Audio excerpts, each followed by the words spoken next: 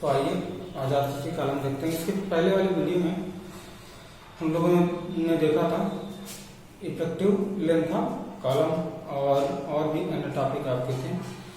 तो आज का क्लास स्टार्ट करने से पहले मैं आपसे कहना चाहूँगा कि यदि ये क्लास आपको अच्छी लग रही है तो प्लीज़ इसे लाइक कीजिए, सब्सक्राइब कीजिए और अधिक से अधिक इसे शेयर कीजिए। तो चलिए स्टार्ट करते हैं आरसीसी कॉलम।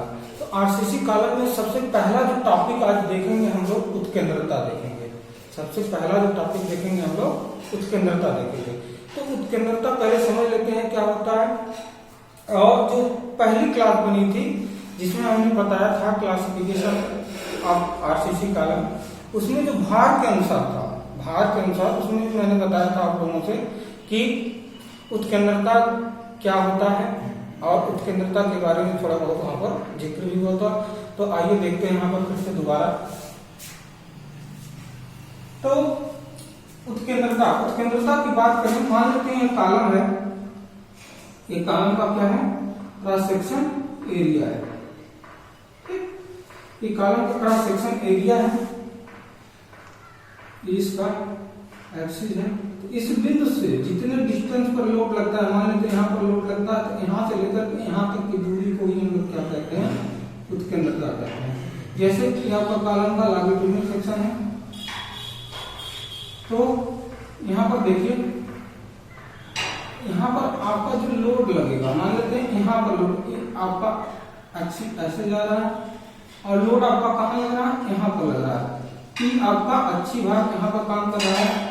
तो यहाँ से लेकर के यहाँ तक का जो डिस्टेंस होता है उसी को हम क्या कहते हैं, उत्केंद्रता कहते हैं। तो उत्केंद्रता को किससे डोनेट किया जाता है, ई से डोनेट किया जाता है। तो ई जो होता है, ठीक है, ई जो होता है आपका प्रभावी लंबाई बटे 500 प्लस न्यूनतम पास माप बटे 30। ये जो होता है यही उत्केंद्रता निकालने का क्या है आपका फार्मूला है। ये कौन सा उत्केंद्रता, न्यूनतम उत्केंद्रता निकालने का क्या है फार्मूला आपका है, ई मिनिमम इक्वल टू एल बटे 500 प्लस डी अपॉन 30 मतलब 30। ये मिनिमम उत्केंद्रता निकालने के लिए फार्मूला। आज के जितने भी टॉपिक हैं ये आपके बहुत ही इंपॉर्टेंट है, जो आपका सेमेस्टर एग्जाम होगा। ये सारा डाटा आपका जब कॉलम का डिजाइन पढ़ाया जाएगा तो वहां पर सारे डाटा यूज किए जाएंगे। तथा जो जेईई के एग्जाम होते हैं उसमें भी यहाँ से बहुत ही ज्यादा क्वेश्चन बनते हैं। तो यहाँ ये क्लास आपके लिए दोनों के लिए इम्पोर्टेंट है, एसएससी जेईई के लिए भी आपके लिए, चाहे जिस जेईई का एग्जाम हुआ, एसएससी जेईई हुआ, यूपीपीएससी हुआ, रेलवे हुआ, उसके लिए भी इम्पोर्टेंट है। और जो सेमेस्टर एग्जाम होता है उसके लिए इम्पोर्टेंट है। सेमेस्टर एग्जाम आपके लिए इसलिए इम्पोर्टेंट है क्योंकि जो डिजाइन हम लोग करेंगे तो डिजाइन में जो हम लोग यूज करेंगे मान, वो सारे मान हम लोग को क्या करना पड़ेगा, यूज करना पड़ेगा। तो उत्केंद्रता न्यूनतम उत्केंद्रता निकालने के लिए जो फार्मूला यूज करेंगे 500 प्लस डी अपॉन 30, यही आप यूज करेंगे। लेकिन आईएस कोड क्या कहता है, आईएस जो कोड कहता है जो ई का मान है ये कितने से अधिक नहीं होना चाहिए, 20 mm से अधिक नहीं होना चाहिए। और देखिए आगे चलते हैं, जो ई मिनिमम है मतलब यहाँ पर जो उत्केंद्रता है, लोड है, ये लोड है और ये आपका अक्ष है जो आपका यहाँ पर है, दोनों का कटान सेंटर पॉइंट है।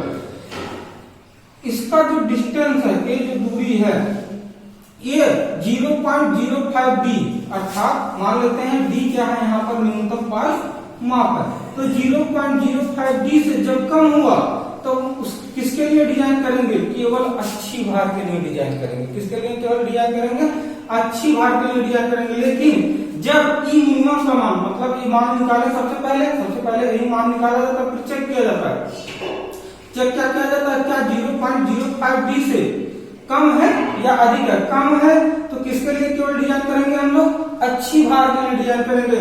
लेकिन जब यह मान 0.05 डी से अधिक हो जाएगा तो वहां पर आपको अच्छी भार के बंकन के लिए ही अभिकल्पन करना पड़ेगा। कारण था अच्छी भार प्लस बंकन दोनों के लिए यहाँ पर क्या करना पड़ेगा अभिकल्पन करना पड़ेगा। तो यहाँ पर जो जेईई में पूछे पूछे जाते हैं क्वेश्चन, ये डायरेक्ट फार्मूला आपसे पूछ लिया जाता है। न्यूनतम उत्केंद्रता का फार्मूला क्या होता है? तो न्यूनतम उत्केंद्रता का फार्मूला आपका L/500 + G/30 यही होता है। या पूछ सकता है को आईएस कोड के अनुसार न्यूनतम उत्केंद्रता कितनी होती है जेईई के एग्जाम में, तो कितनी होती है न्यूनतम उत्केंद्रता जो होती है आईएस कोड के अनुसार आपकी 20 mm होती है।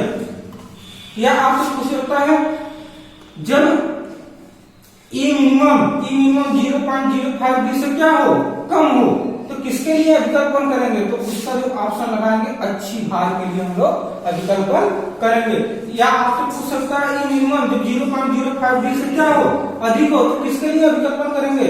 अच्छी भार प्लस बंकन के लिए भी अभिकल्पन हम लोग करेंगे।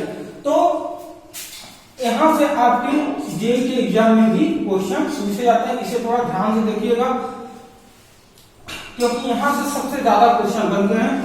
चलिए अगला टॉपिक स्टार्ट करते हैं, कंक्रीट स्तंभ में प्रबलन। जो स्तंभ होता है, जो कॉलम आपका होता है, इसमें दो प्रकार का क्या किया जाता है, प्रबलन दिया जाता है। पहला जो है आपका लॉन्गिट्यूडिनल रेनफोर्समेंट, दूसरा क्या है लैटरल रेनफोर्समेंट। तो लॉन्गिट्यूडिनल रेनफोर्समेंट, लैटरल रेनफोर्समेंट क्या होता है, इसको आइए पहले समझ लेते हैं।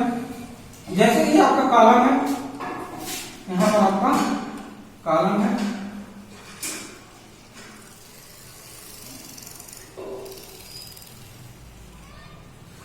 तो यहां 40 mm का आवरण छोड़ने के बाद हम लोग जो इसकी लंबाई में जो स्टील डालते हैं, जो छड़ डालते हैं, वो क्या कहलाता है आपका लॉन्गिट्यूडिनल बार कहलाता है। और लैटरल बार क्या होता है? लैटरल बार ये होता है आपका जो इसको हम लोग इस छड़ को बकलिंग से रोकने के लिए डालते हैं। ये जो है ये बकलिंग से रोकने के लिए, ताकि ये इस्पात जो बाहर की तरफ खींच करके ना जाए। तो ये क्या होता है आपका लैटरल रेनफोर्समेंट, जिसे हम लोग क्या कहते हैं, पास प्रबलन कहते हैं। तो चलिए देखते हैं यहाँ पर। तो यहाँ पर इसका क्रॉस सेक्शन देख लेते हैं, ये मान लेते हैं क्रॉस सेक्शन हो गया। तो ये जो बार है, ये बार जो हो गया आपका 4 बार हम डाले हैं, ये क्या हो गया आपका लॉन्गिट्यूडिनल रेनफोर्समेंट हो गया। सर्कुलर में देख लेते हैं, मान लेते हैं ये आपका क्या है सर्कुलर है, तो सर्कुलर में कितने बार डालते हैं, 6 बार डालते हैं, बताए थे 5 6। तो ये क्या हो गया आपका लॉन्गिट्यूडिनल बार हो गया। और लैटरल बार की बात करें तो लैटरल बार जो आप टाई बार डालते हैं, इसी को हम लोग क्या कहते हैं लैटरल रेनफोर्समेंट। तो ये आपका क्या हो गया लैटरल रेनफोर्समेंट। तो ये वाला जो हो गया आपका लैटरल रेनफोर्समेंट हो गया, ठीक है। तो इसमें स्पाइरल के रूप में लैटरल रेनफोर्समेंट डाला जाता है। तो यहाँ पर ये आपका लैटरल रेनफोर्समेंट हो गया। आई होप आपको लॉन्गिट्यूडिनल बार और लॉन्गिट्यूडिनल रेनफोर्समेंट और लैटरल रेनफोर्समेंट समझ में आ गया होगा। जो लंबाई की दिशा में हम लोग डालते हैं, जो आपका क्या करता है लोड बियर करता है, उसे हम लोग क्या कहेंगे लॉन्गिट्यूडिनल रेनफोर्समेंट कहेंगे। जो लॉन्गिट्यूडिनल रेनफोर्समेंट को रोकने का काम होता है, बकलिंग से बचाने के लिए काम करता है। जैसे ये आपका छड़ है, तो छड़ क्या होता है, जो दोनों तरफ से लोड आता है, तो इधर का पोर्शन क्या होता है इधर भागने की कोशिश करता है, इसका पोर्शन इधर भागने की कोशिश।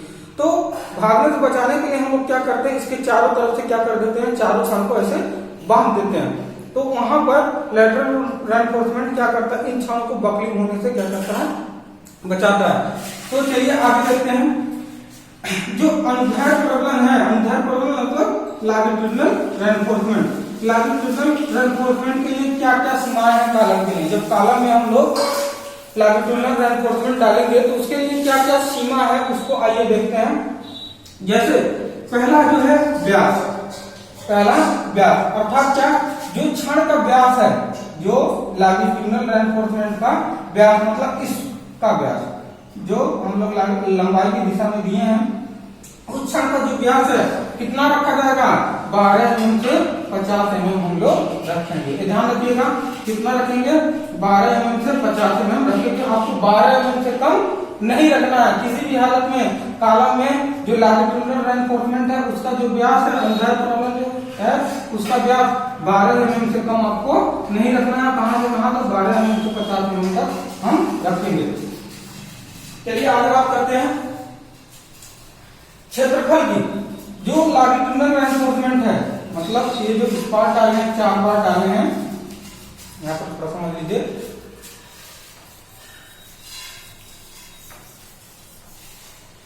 जो हम क्षण यहाँ पर डाल रहे हैं, जैसे यह आपका क्या हो गया, कॉलम हो गया,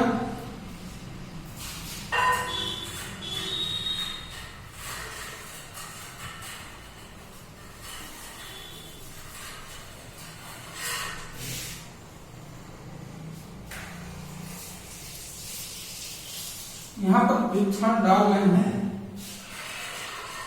मान लेते हैं ये आपका डी है, ये आपका बी है। तो ग्रास एरिया जो होता है,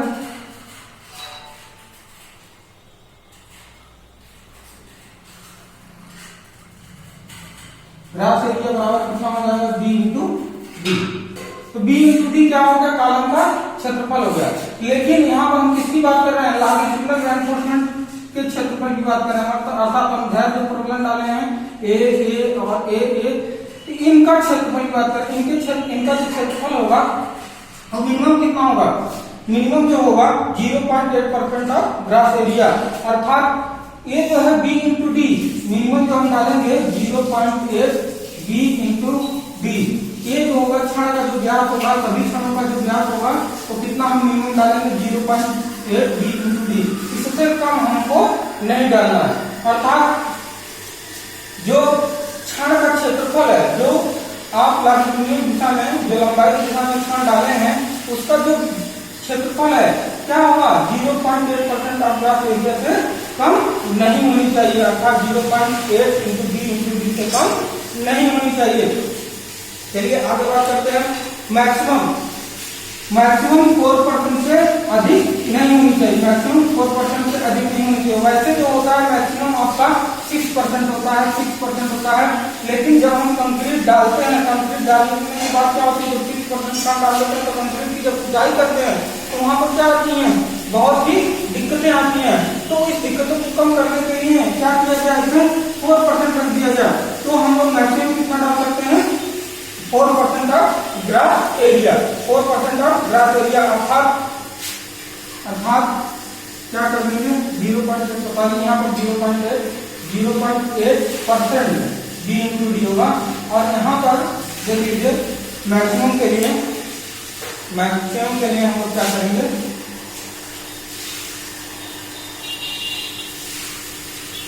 मैक्सिमम के लिए जैसे आपका कॉलम है, कॉलम में क्या किए, क्षण है, इन क्षणों का जो व्यास होगा 4% of grass area, grass area का मतलब बी इंटू डी। इससे अधिक आपको नहीं रखना है, किसी हालत में 4% से अधिक आपको नहीं रखना है। तो न्यूनतम 0.8% से आपको अधिक कम नहीं रखना है, और अधिकतम 0.4% से आपको अधिक नहीं रखना है। तो यहाँ से आपसे एग्जाम में भी आपसे क्वेश्चन पूछे जाते हैं। वो कैसे पूछे जाएंगे, जो व्यास लेते हैं, व्यास में जो कॉलम हम बनाते हैं, कॉलम क्षण का, मुख्य क्षण का, अर्थात लॉन्गिट्यूडिनल रेनफोर्समेंट का व्यास न्यूनतम कितना रखा जाता है, न्यूनतम कितना रखा जाएगा, 12 mm रखा जाएगा। 12 mm से कम हम लोग नहीं रखेंगे। जो मुख्य क्षण होता है, मुख्य क्षण का न्यूनतम जो एरिया होगा वो कितना रखा जाएगा, 0.8% ऑफ ग्रास एरिया से कम नहीं रखा जाएगा। अधिकतम की बात करें तो अधिकतम 4% से अधिक नहीं रखा जाएगा। आई होप आपको ये क्लियर हो गया होगा। तो इन सभी मानों को आपको ध्यान में रख के चलिएगा, क्योंकि ये सभी जो माने हैं 12 mm या 50 mm, जब हम लोग कॉलम की डिजाइन करते हैं तो वहां पर एज्यूम करते हैं कि क्षण का व्यास कितना होगा।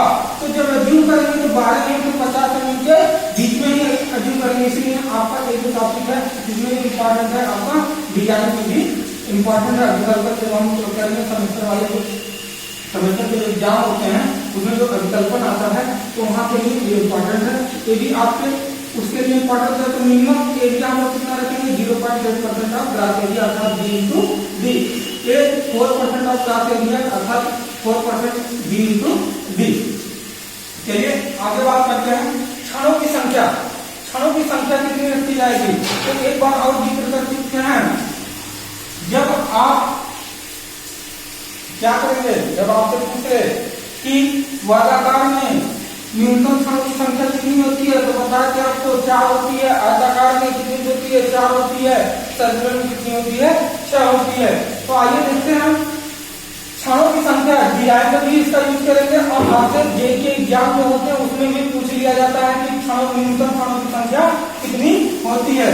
तो ये आपका कोई कॉलम वर्गाकार है अर्थात बी, ये आपका डी हो गया, ये आपका डी हो गया, बी और डी क्या है बराबर है, बी और डी क्या है आपका बराबर है। तो इस कंडीशन में न्यूनतम क्षणों की संख्या कितनी होगी आपकी 4 रखी जाएगी।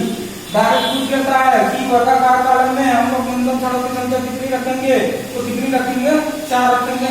आपके जे के लिए बहुत ही ज्यादा इंपॉर्टेंट है, सबसे ज्यादा जो पूछा जाता है किसका पूछा जाता है सर्कुलर का पूछा जाता है। आइए चलिए देखते हैं आगे।